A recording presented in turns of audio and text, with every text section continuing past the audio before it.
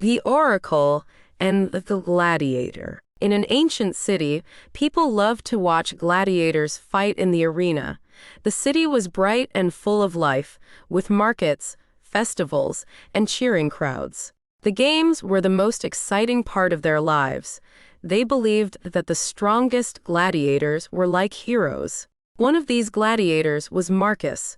He was young, strong, and brave.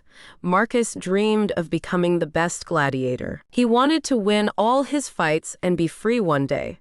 The people loved him because he fought well and always showed courage. The city seemed perfect. Everyone was happy, and the games brought joy. But not everything was as it seemed. Sometimes, even in the brightest places, shadows can hide. One day, during a big festival, the city was full of music and laughter. People were celebrating, and the streets were crowded. Marcus walked through the festival, enjoying the happy faces around him. Suddenly, he saw a woman standing alone.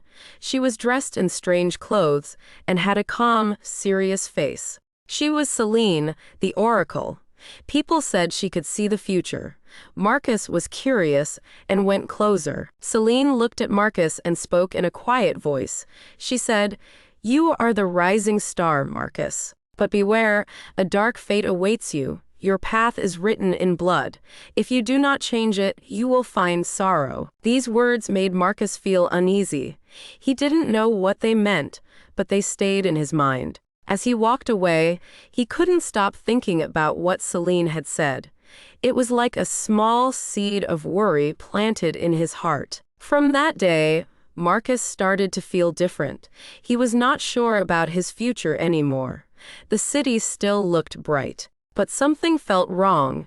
He began to wonder if his life was really as good as it seemed. After Selene's words, Marcus couldn't stop thinking about the prophecy. He tried to focus on his training and the games, but the thought of a dark fate always returned. He wondered what written in blood meant. Did it mean his death? Was someone planning to harm him? Marcus started asking questions. He asked the other gladiators if they had heard any strange things. Some of them laughed and said it was just a silly superstition, but a few told him that other fighters had also received warnings from oracles. They said those fighters were now gone, either dead or disappeared. This made Marcus even more worried. He remembered the faces of those fighters. He thought about their last fights, and it seemed like they were always nervous or scared. He started looking for signs around him, thinking that maybe someone was trying to trick him or make him fail. He couldn't sleep well at night. He kept seeing shadows in his room, feeling like someone was watching him. Every sound made him jump. Marcus became obsessed with finding the truth. He needed to know what the prophecy meant and how to avoid his fate. He stopped talking to his friends as much. He spent more time alone, thinking and worrying. The joy he once felt from the games was fading. Now, he was just afraid of what might happen next. As days passed, Marcus became more paranoid. He felt like everyone around him was hiding something. The other gladiators seemed different, like they were whispering behind his back. He started to think that maybe they knew something about the prophecy, something they weren't telling him. Marcus stopped trusting his friends. He avoided them and stayed in his room, thinking about the dark fate Selene had mentioned. He imagined terrible things happening to him in the arena. The more he thought, the more scared he became. He also began to suspect the trainers and the people who organized the games. Marcus wondered if they were planning something bad for him. Maybe they wanted him to lose or even die in a fight. He watched them closely, looking for any signs of betrayal. Marcus's mind was full of questions and fears. He felt alone, like no one could help him. He didn't know who to trust anymore. Even when he trained, he kept looking over his shoulder, afraid that someone might attack him. The joy and excitement he once felt for the games were gone. Now, All he felt was fear and confusion. Marcus was trapped in his own thoughts, and it was tearing him apart. As Marcus's paranoia grew, strange things started to happen. At night, he couldn't sleep because of the strange noises he heard. It sounded like whispers coming from the walls, but when he checked, no one was there. Then Marcus began to see things. Sometimes, when he was alone, he saw shadows moving quickly out of the corner of his eye. He would turn around, but there was nothing there.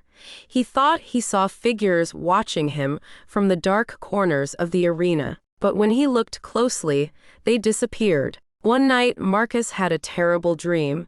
In the dream, he was in the arena, but there were no crowds, only silence. He looked around and saw his own body lying on the ground, covered in blood. He felt a cold hand touch his shoulder. And when he turned, it was Selene. She looked at him with sad eyes and said, "You cannot escape." Marcus woke up sweating and shaking. The dream felt so real. He wondered if it was a vision of the future. He started to believe that the prophecy was true and that he was doomed. During the day, Marcus felt like the line between reality and his imagination was blurring. He saw flashes of the dream while he was awake, quick images of his bloody body and Selene's sad face. These visions scared him and made him feel like he was losing his mind. He didn't know if the visions were real or just his fear playing tricks on him, but they felt real enough to make him worry even more. Marcus was trapped in a nightmare, and he didn't know how to escape. As Marcus's paranoia and visions worsened, he found himself seeking answers. One day, Selene appeared near the arena after one of his training sessions. She seemed to know how troubled he was. She spoke to him in a calm voice, saying, "You feel lost, don't you? The prophecy is a heavy burden." Marcus felt both afraid and drawn to her.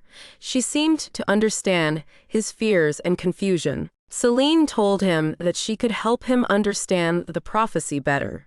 She said that the future wasn't fixed and that he had the power to change it. But her words were always mysterious, making him wonder if she was telling the whole truth. Selene started visiting Marcus more often, always appearing when he was alone and most vulnerable. She told him stories of other gladiators who had faced similar fates.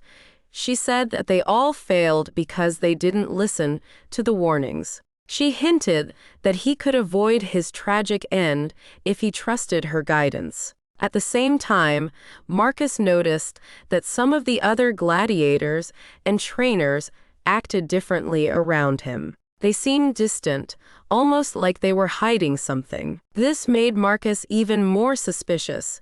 He wondered if they were working with Selene or against him. He couldn't tell if Selene was helping him or trying to manipulate him into doing something. Marcus started following Selene's advice, thinking she might know a way to escape his fate, but he also felt trapped. Like she was controlling his thoughts and actions, he didn't know who to trust, and he felt like a puppet in a game he didn't understand. One day, Marcus overheard a conversation between two trainers. They were talking quietly, but Marcus caught bits and pieces. They mentioned something about the prophecy and the next fight. Marcus's heart raced. He felt like they were planning something terrible for him. She was controlling his thoughts and actions. He didn't know who to trust, and he felt like a puppet in a game he didn't understand. Determined to find out the truth, Marcus decided to investigate.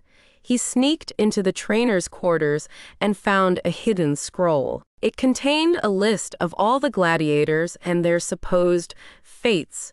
Beside each name was a description of how they would die in the arena. Marcus saw his own name and read the words, "Fallen by betrayal, blood on the sand." Shocked, Marcus realized that the prophecy wasn't just a warning, it was a plan. The trainers and the powerful people behind the games were controlling everything.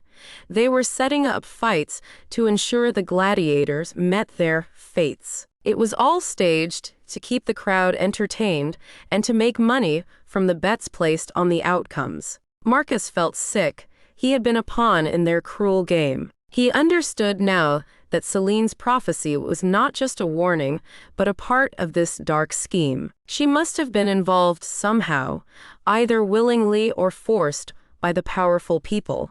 But then Marcus found something even more disturbing.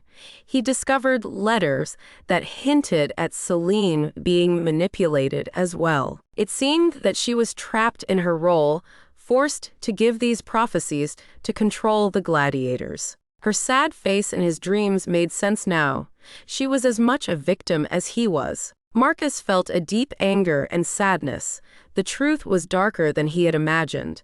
The games were not just a sport. They were a cruel, twisted show controlled by those in power.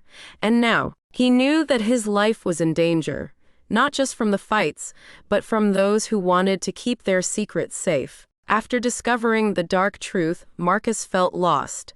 He knew he couldn't trust anyone. But he also realized he couldn't keep pretending everything was normal.